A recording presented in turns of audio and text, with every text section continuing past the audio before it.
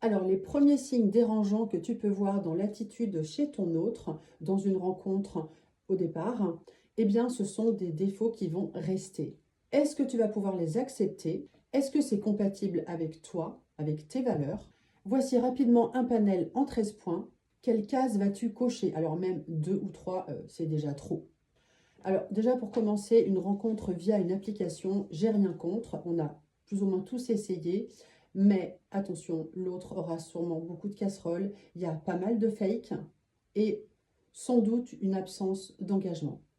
Ensuite, si tu vois que l'autre a du mal à gérer ses émotions, ses colères, pour un oui, pour un non, te parle mal, balance des objets, s'énerve pour un rien. Ensuite, si l'autre veut absolument contrôler tes actions, voilà, te dit bah, fais comme ci, fais comme ça, t'empêche de voir les gens comme tu le veux. Bref, il ne respecte pas ta liberté, ton choix de voir des gens, de partir en vacances, ou s'il te demande toujours où tu es, avec qui.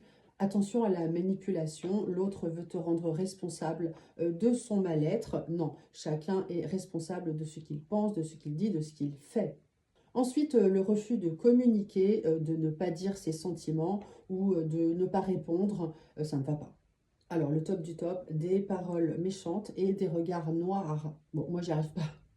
En termes de communication, eh bien, l'autre te coupe la parole régulièrement. Tu n'arrives pas à en placer une.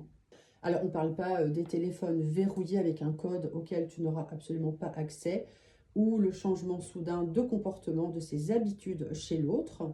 Alors, très déconseillé d'être l'amant ou la maîtresse à trois, c'est déséquilibré. Il y aura forcément de la casse un jour ou l'autre. Ou alors, rapidement, l'autre va quitter pour toi. Mais voilà, il faut que ça arrive quand même assez rapidement. Sinon, tu vas t'engluer dans une situation qui va s'éterniser. Bon, je ne parle pas de l'échangisme, hein. On est à trois. Régulièrement, on voit des jalousies ou on tombe amoureux de quelqu'un d'autre. Donc, c'est le bordel. Choisis quelqu'un de libre et dont l'ex est vraiment loin derrière. Pas de zone d'ombre.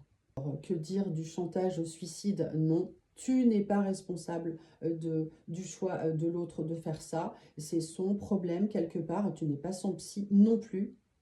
Alors un truc horrible, c'est l'ascenseur émotionnel. Gentil, pas gentil. Ah bah je suis pas gentil, mais là je me rattrape, hein. C'est hyper déstabilisant. Et pour finir, l'attitude Calimero, personne ne m'aime. Du coup, bah, t'as mal au cœur, mais non, ça va pas du tout non plus. Est-ce que tu as les mêmes red flags ou est-ce qu'il y en a d'autres, j'imagine? Dis-moi en commentaire quels sont tes red flags.